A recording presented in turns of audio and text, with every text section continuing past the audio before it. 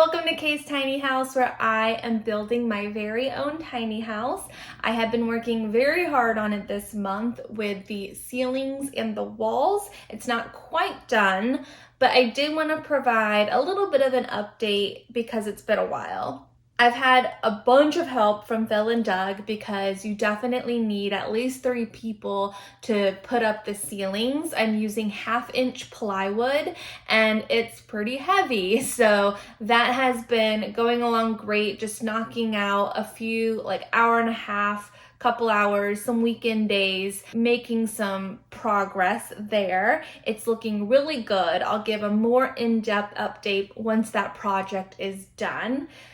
In the meantime, I have also been doing a no-buy/low buy January, and it has totally made this month like a surreal month, but also a very easy month.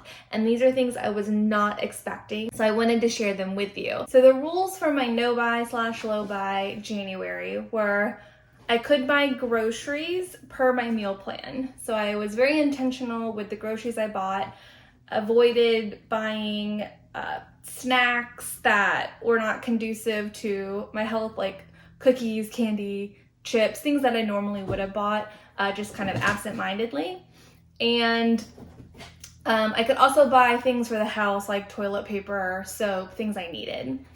I could also purchase things from my sinking funds. So my sinking funds are categories where I've saved money already towards specific things. So one example is gifts. So there were a lot of birthdays in January. So anytime a birthday, wedding, baby shower, something comes up, I could use the gifts sinking fund to fund those things. And then also I had a sinking fund for hosting my website, so I knew that was going to come in January. I had already saved for that, and so I was able to put money towards there. I also allowed myself 2 luxuries to keep, and one was my gym membership, and 2 was my Spotify membership. So I was like, I'm going to keep these intentionally. I use Spotify every single day. I need the gym for my mental and physical health, so I was like, those I'll keep. Those are my rules. Those are my boundaries. How did it go? Surprisingly easy. I was very pleasantly surprised. I ate so well. My dietitian would be so proud. She has me on an anti-inflammatory diet, so no gluten, no dairy. She wants me to follow it like 80% of the time. I love her. She's like, no judgment. You take it day by day. You have your goals of why you want to fuel your body in a better way and focus on those goals. And so for me, I have super high triglycerides. That is mostly hereditary, but also, eating well could help that. I also have sleep apnea, very mild, but my sleep doctor mentioned that because I am petite, just a few added pounds can add weight and aid in that obstruction of breathing. So I was like, oh, maybe I can just lose a few pounds. Not a ton, but just a few. And 3 was energy levels. I'm a very sleepy human. I've always thought myself as like, that's just how it is. I take naps every single day.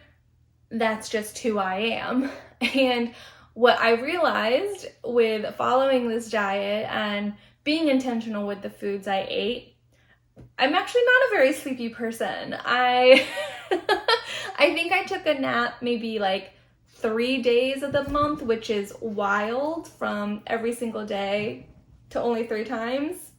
Crazy. And it was truly because of the fuel I was putting in my body. Who knew that putting all the right nutrients and proteins and fiber and whatever could give you energy. It sounds so simple, but I really needed that guidance and support from my dietitian, and also having these no-buy rules really helped me stay away from fast food, which is my crutch. I love fast food, and really focusing on what I'm putting in my body. So So yay. Another thing I noticed is because I couldn't go out into the world to go shopping or go and get coffee and meals and stuff, I really had to look around the house and see what could I do and put my time into, and that was crocheting. I crocheted a ton. And when I say a ton, I mean a ton. Here are a bunch of the bags I made. Here's like a market bag. I made 2 of those. I made this cute bag. I had already made that one. Oh, I think I made this one this month, and I had already made the blue one before. And here you can see where I started making this bag, and I wasn't able to finish, so I'll get some more green.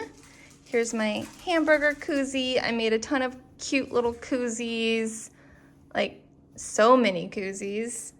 I'm making a sunflower bag, but I didn't have the green, so I decided to make a bunch of starting sunflowers. I also have a strawberry bag that I'm making, so that'll be fun.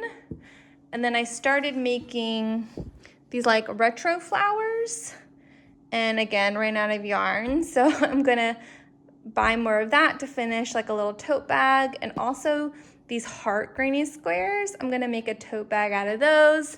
And I just learned how to do the hearts, so I also made some in orange and then some in this like navy blue.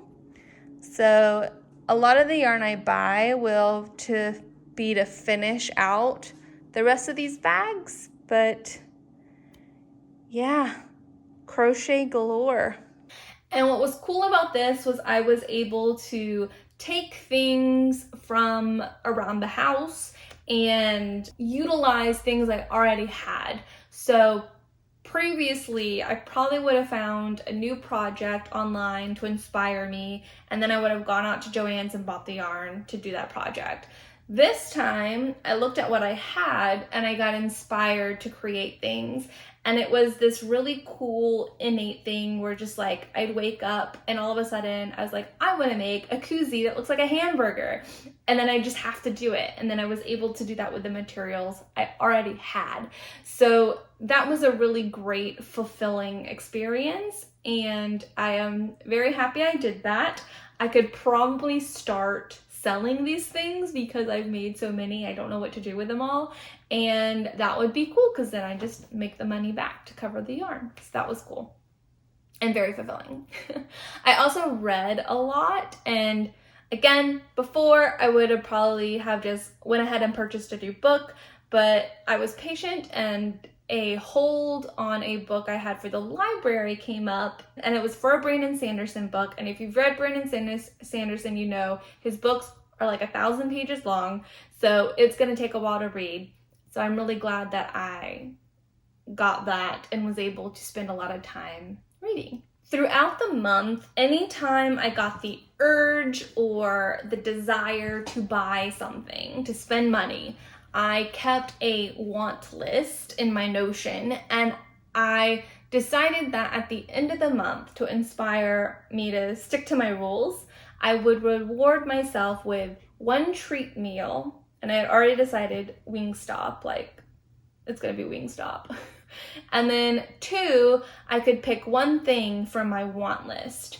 You know, clothes, books, things came up on the want list, but I think what I'm gonna get is a bunch of yarn, because when I did a bunch of projects, I couldn't finish them all because I ran out of yarn, and that felt really great to use up what I had. But now I'm like, no, I need more yarn to finish the projects.